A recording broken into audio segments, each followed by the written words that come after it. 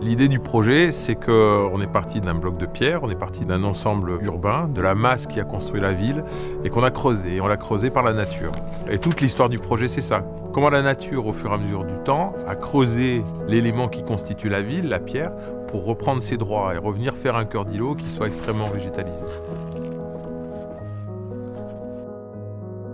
Le projet est d'une densité qui est acceptable parce qu'il est vide aussi. Il est creusé et il a une façade qui est côté sud sur le boulevard de Louvain qui est interrompue. Ce sont des petits plots, ils sont moins hauts et ils laissent rentrer la lumière en cœur d'îlot et ils laissent sortir la végétation.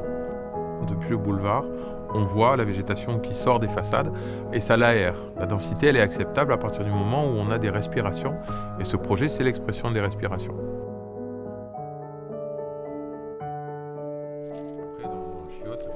On est une agence qui attache énormément d'importance au côté paysage. Pour un architecte, c'est un projet important, c'est l'avenue la plus connue de Marseille, la plus emblématique, entre le rond-point du Prado et la place Castellane.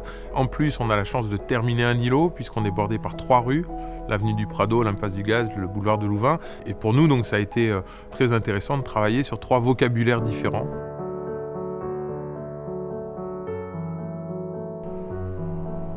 Ce projet, il offre 3 manières d'habiter. Une manière qui est sur le boulevard de Louvain, orienté plein sud, sur des immeubles qui sont plus petits.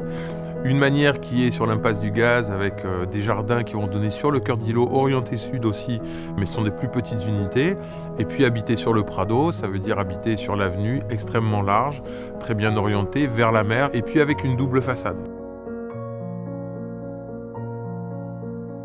On a souhaité que l'ensemble des personnes, des habitants, passent par un hall d'entrée grand, aéré, et qu'ils arrivent sur le jardin. Le jardin est au-dessus du commerce, donc il est à 5-6 mètres de haut. C'est un endroit de passage. C'est pas un jardin qu'on regarde depuis son balcon.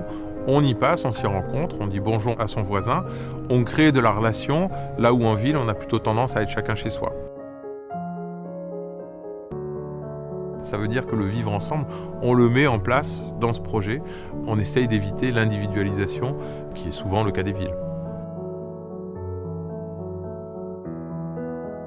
Je pense que dans ce projet, on a une capacité à évoluer. On peut très bien arriver en ayant des moyens raisonnables, une petite unité, et puis se dire que tout compte fait, on y est bien, et que donc on pourra passer dans l'immeuble qui est juste à côté, avec un petit peu plus grand, avec le rêve peut-être sans doute de terminer en haut, au dernier étage sur le Prado. C'est ce qui fait que j'aime beaucoup ce projet.